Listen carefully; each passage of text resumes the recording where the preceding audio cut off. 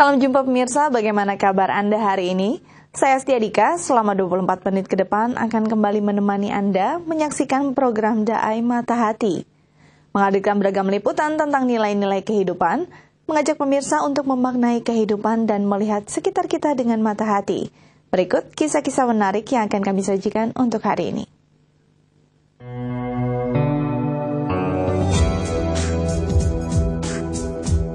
Mengenal khasiat tumbuhan obat di Taman Sringanis.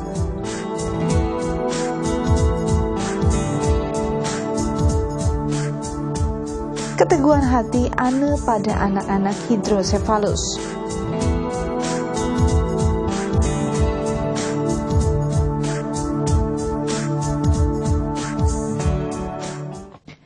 Indonesia sebagai negara tropis memiliki spesies tumbuhan yang memiliki khasiat untuk pengobatan. Sayangnya, belum semua orang mengenalnya. Untuk mensosialisasikan khasiat tumbuhan untuk pengobatan, Enda Lasmadiwati membuat taman edukasi yang berisi berbagai tanaman obat yang diberi nama Taman Sringanis.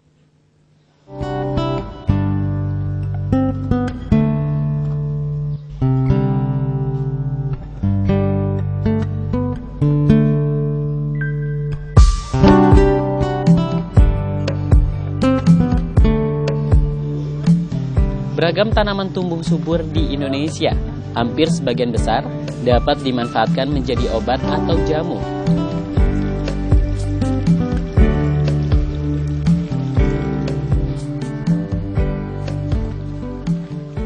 Indonesia adalah negara tropis yang memiliki ratusan bahkan ribuan tanaman yang dapat dimanfaatkan menjadi jamu, seperti yang dilakukan di Rumah Sringanis, Kota Bogor. Ikuti liputan saya kali ini.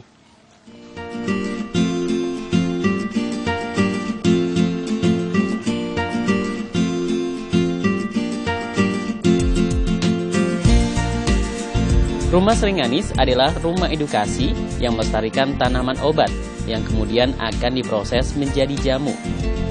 Taman ini memiliki kurang lebih 500 jenis tanaman obat sejak tahun 1992.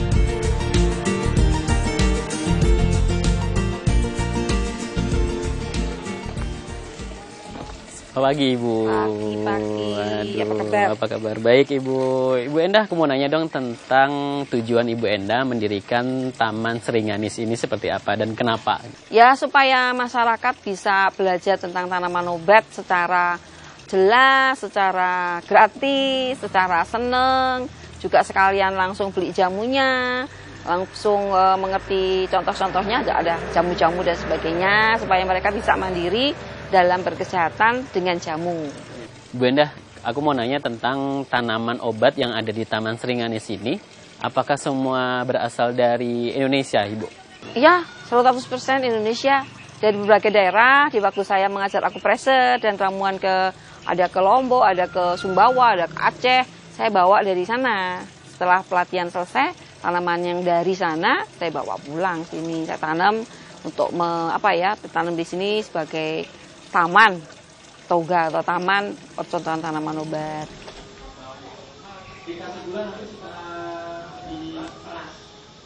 Di taman yang terletak di Kota Hujan Bogor ini, pengunjung dapat mempelajari cara mengolah tanaman obat menjadi jamu. Namun perlu diperhatikan, Anda dilarang untuk memetik tanaman obat sendiri di sini.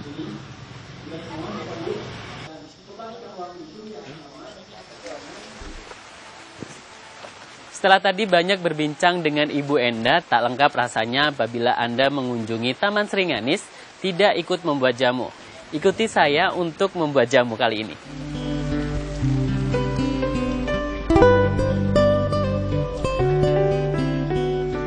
Tumbuhan di sekitar kita yang sering dianggap gulma, ternyata dapat dimanfaatkan menjadi jamu.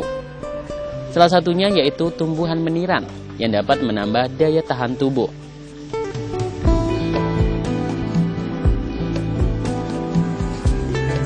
Halo Mas. Halo. Fauzi dari Daai TV. Saya dengan Sabto. Mas Sabto. Mas Iya. Sabto, gimana kalau kita membuat jamu yang bisa bermanfaat untuk daya tahan tubuh dan imun ya. Iya. Apalagi kan hujan-hujan pancaroba kayak gini. Enaknya bikin jamu apa nih Mas? Membuat jamu temulawak meniran. Temulawak meniran. Ya, khususnya bagi anak-anak ya. Kita langsung buat aja Mas. Oke. Ini bahan-bahannya ada temulawak. Ini meniran. menirannya. Ini yang Iya. udah kering ya, teman. Ya, ada garam, gula juga. Gula aren atau gula merah. Gula merah biasa Betul, ya. gula merah seperti biasa. Nah, ini ada garam, sedikit garam. Sedikit garam. Iya, yang sudah dikupas ya. Iya. Kupasnya seperti biasa, tidak ada trik-trik kupasnya seperti apa gitu. Setelah mengupas, Oke. otomatis kita tinggal proses perebusan. Rebusan aja. Ya, perebusan. Cukup dengan tuangkan 2 gelas air. 2 gelas air ya. Iya, takarannya seperti Ini ini. harus air matang. Enggak juga. Enggak juga. Tidak juga. Oh, oke. Ya. Seperti ini. Nah, kalau tempatnya sendiri nih Mas, katanya harus perebusannya tempat yang khusus. Betul. Kalau ini kenapa harus pakai ini? Kenapa nggak stainless steel biasa? Karena kalau untuk perebusan kita rentan harus menggunakan panci Emaya. Karena apa? Dia tidak mengandung zat-zat yang berbahaya bagi tubuh kita. Ya. Langsung dimasukkan Ya, semuanya? langsung dimasukkan. Oke. Masukkan seperti ini. Setelah temulawak dimasukkan, lalu kita masukkan menirannya. Menirannya. Ya, menirannya dimasukkan. Gula dan Garamnya ini nanti Nanti setelah rebus? belakangan.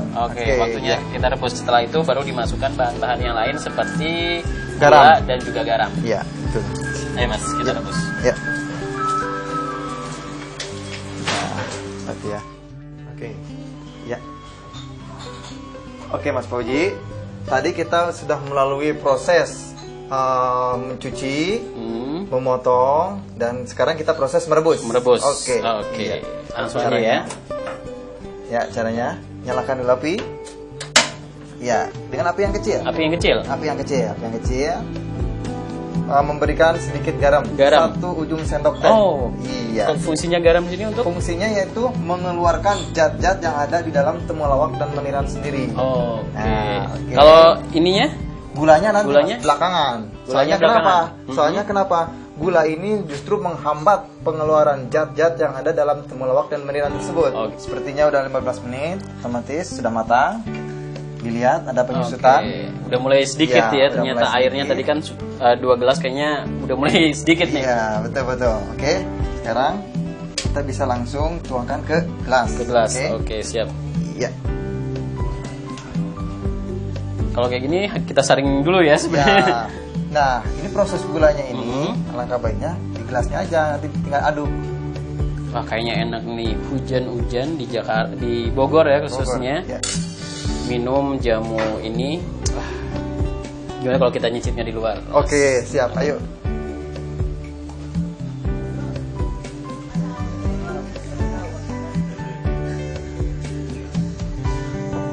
Oke pemirsa, saat ini saya sudah selesai membuat jamu temulawak meniran yang konon katanya jamu ini bisa berguna untuk antibodi dan juga daya tahan tubuh juga ya. Ya, betul sekali. Daya tahan tubuh, dan saya coba nih rasanya seperti apa, apakah pahit, manis, asam atau seperti apa? Kita coba.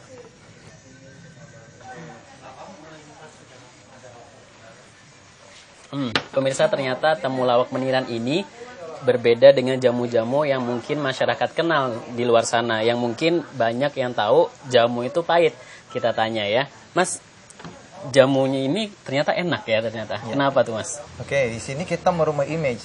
Taman Sringganis ini untuk merubah image jamu yang tadinya dikatakan jamu itu pahit, jamu itu bau. Nah, Taman Sringganis ini bagaimana cara mengolah segala macam rempah-rempah biar dikonsumsinya itu nyaman. Oke Mas, ternyata Taman Sringganis ini tidak hanya menjual jamu ya ternyata, Iya, tapi mengedukasi dan juga beberapa produk-produk lain. Bisa kasih contoh Mas, ada apa aja di Taman Sringganis ini? Oke, di Taman Sringganis ini kami memiliki beberapa fasilitas, antara lain yaitu klinik akupuntur, rumah jamu, dan sarana untuk pembelajaran atau edukasi. Begitu. Jadi ada percontohan tanaman obat juga. Oh gitu Mas ya. Iya. Nah pemirsa, ternyata Taman Sringganis yang terletak di Bogor ini menjadi salah satu objek wisata yang dapat Anda kunjungi bersama keluarga dan juga sang buah hati untuk mengenal lebih jauh tentang jamu dan juga manfaatnya. Ahmad Fauzi, Tubagus, The ITV, Jakarta. Mas, terima kasih atas waktunya.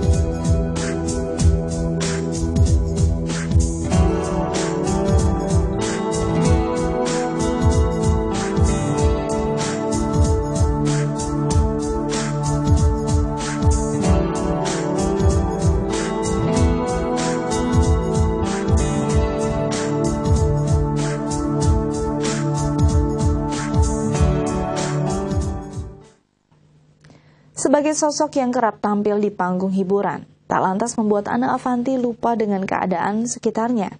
Pertemuannya dengan Aris Mansori dan kesembuhan sang ibu dari penyakit kanker meneguhkan hatinya untuk berbagi dengan anak-anak yang menderita penyakit akut dengan mendirikan Wisma Kasih, layanan hidrosefalus.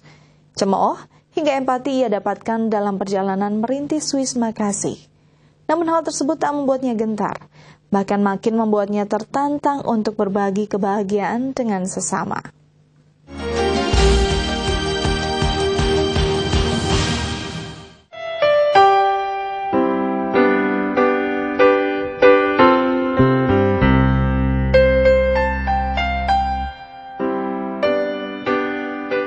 Masyarakat melihat saya dalam sisi glamour yang saya punya, tapi saya harus tetap begini. Kalau saya tidak begini, nanti karya saya tidak laku. Dari mana saya bisa dapat uang? Kan ngemis setiap saat, ngemis setiap waktu kepada masyarakat dengan proposal itu kan juga tidak baik. Tapi kalau saya bisa sendiri swadaya melalui uang yang saya punya, rezeki yang saya punya, dan kemudian beberapa donatur-donatur yang saya punya, paling nggak saya bisa menghidupi Wisma ini dengan swadaya uang kami gitu.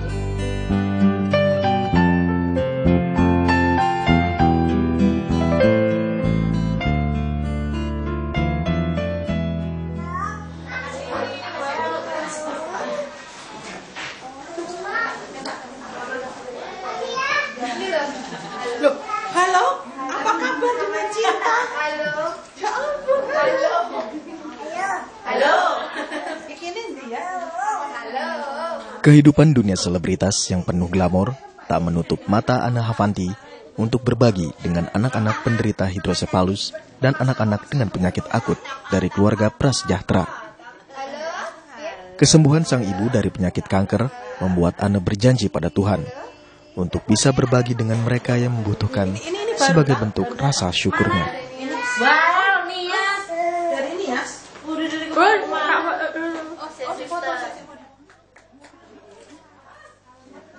Ana memenuhi janjinya pada Tuhan ketika ia bertemu dengan Aris Mansori, seorang anak penderita hidrosefalus dari keluarga tidak mampu. Kehidupan orang tua Aris yang serba kekurangan tidak cukup untuk membiayai pengobatan Aris.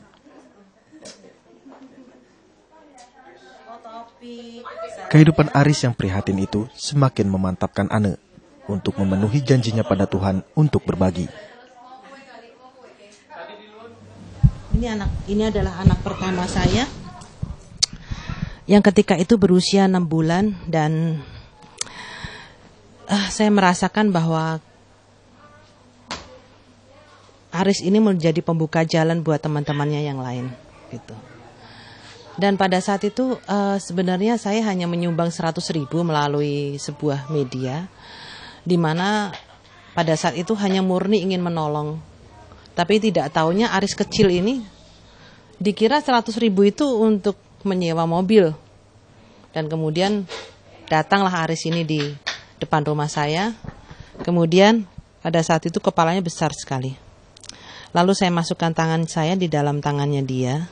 Terus saya bilang, Tuhan, kalau Engkau izinkan, berikan tanda gitu. kalau saya boleh melakukan sesuatu untuk anak-anak seperti dia. Akhirnya malam itu saya imani itu karya pertama yang saya lakukan terhadap Aris. Sekarang teman-teman yang berada dalam lingkungan kita sudah sekitar 800 anak lebih. Mereka datang dan pergi dalam hidup saya. Mereka menemukan banyak hal ya dalam hidup saya, dan saya juga menemukan banyak hal dalam hidup mereka gitu.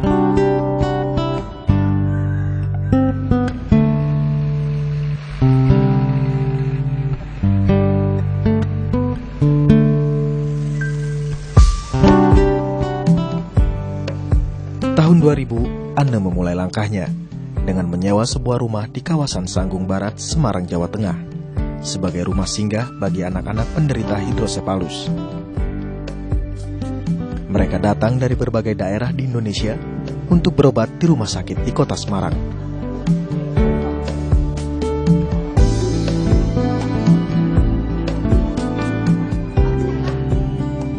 Rumah singgah Wisma Kasih Bunda, pelayanan kasih hidrosefalus semakin hari semakin dipenuhi oleh anak-anak penderita hidrosefalus dan penderita penyakit lain dari keluarga prasejahtera.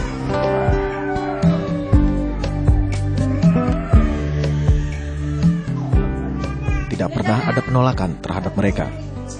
Pintu Wisma Kasih selalu terbuka untuk siapa saja yang ingin berbagi derita tanpa dipungut biaya sepeser pun. Tapi saya lebih kepada bahasa tubuh, memberikan kedekatan dulu gitu ya. Kadang-kadang mereka menangis tuh, wow, yang namanya ingus tuh sampai kemana-mana. Tapi buat saya itu adalah sesuatu hal yang Tuhan percayakan kepada saya gitu loh. Bahwa Tuhan izinkan juga orang tuanya dititipkan kepada saya. Sewaktu-waktu mereka bisa menangis di bahu saya, dan sewaktu-waktu mereka bisa selamatan bubur abang dan putih di sini karena anaknya bisa menangis. Sebelum operasi selama 7 tahun tidak pernah menangis. Hanya bisa menangis itu orang tuanya selamatan. Dan kami berbahagia, banyak orang yang ulang tahun di sini.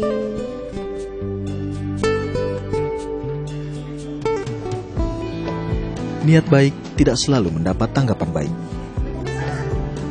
Anggapan miring tentang kegiatan Anne yang hanya memanfaatkan anak-anak hidrosefalus untuk kepentingan popularitas kerap ia dengar.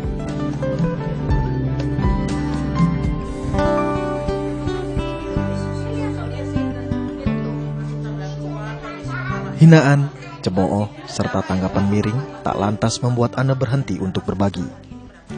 Baginya, segala bentuk hinaan adalah batu ujian yang harus ia lalui.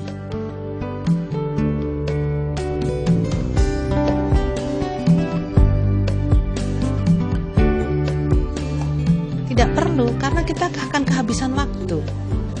Gitu. Saya bukan berjalan sendiri, saya berjalan dengan fokus. Bahwa saya tidak bekerja untuk meyakinkan masyarakat.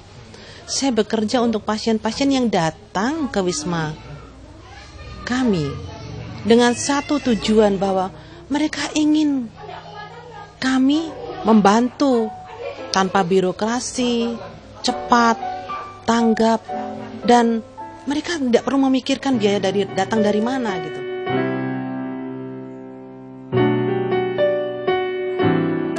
Kesibukan Anne sebagai perancang busana tidak lantas membuatnya lupa dengan Wisma Kasih yang ia dirikan. Perkembangan anak-anak di Wisma Kasih selalu ia pantau dengan seksama. Bahkan ketika ia harus berada di luar kota atau di luar negeri.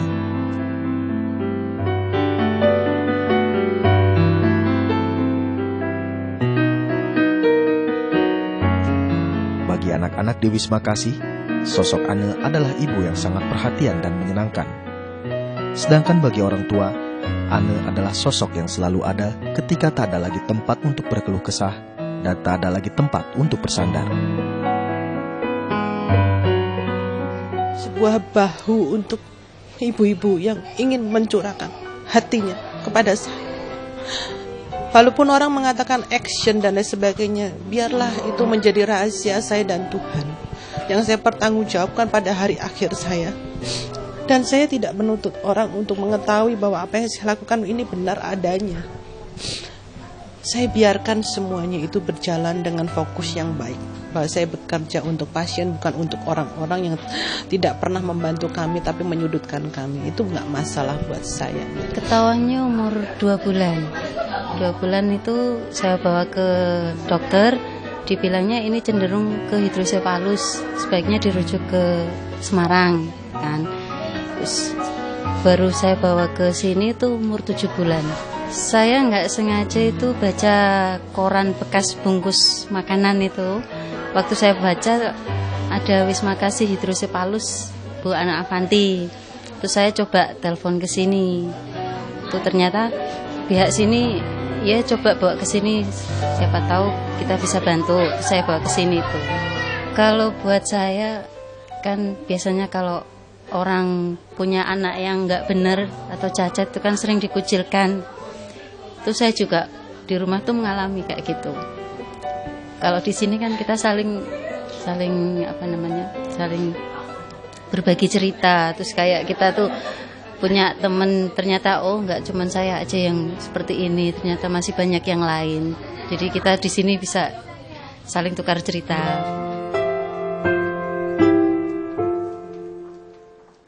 Ane juga mempunyai hubungan yang baik dengan Rumah Sakit Elizabeth Semarang. Ia bisa setiap saat berdiskusi dengan perawat dan dokter yang merawat anak-anak hidrosefalus dan penyakit lainnya dari Wisma Kasih yang ia dirikan.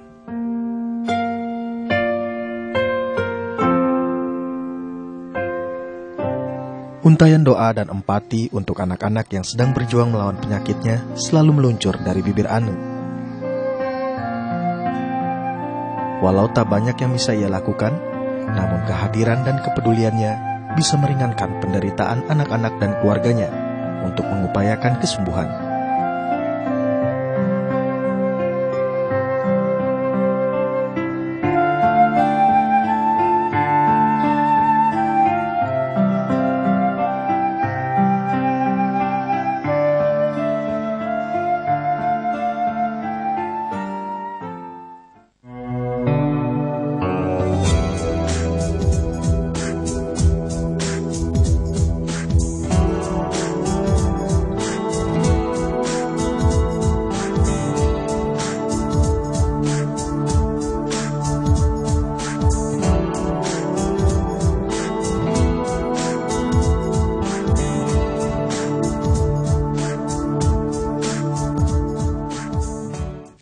Tidak terasa 24 menit sudah kami menemani Anda. Semoga kisah-kisah tadi bisa menginspirasi Anda untuk berbuat sesuatu bagi sesama. Jangan lupa untuk selalu menyaksikan program Daai Mata Hati dari Senin sampai Jumat di waktu yang sama dan temukan kisah-kisah menarik lainnya. Pemirsa, jika Anda mempunyai kritik atau saran, silakan email di alamat berikut ini. Sekian perjumpaan kita, lihat sekitar kita dengan mata hati. Sampai jumpa dan selamat berakhir pekan.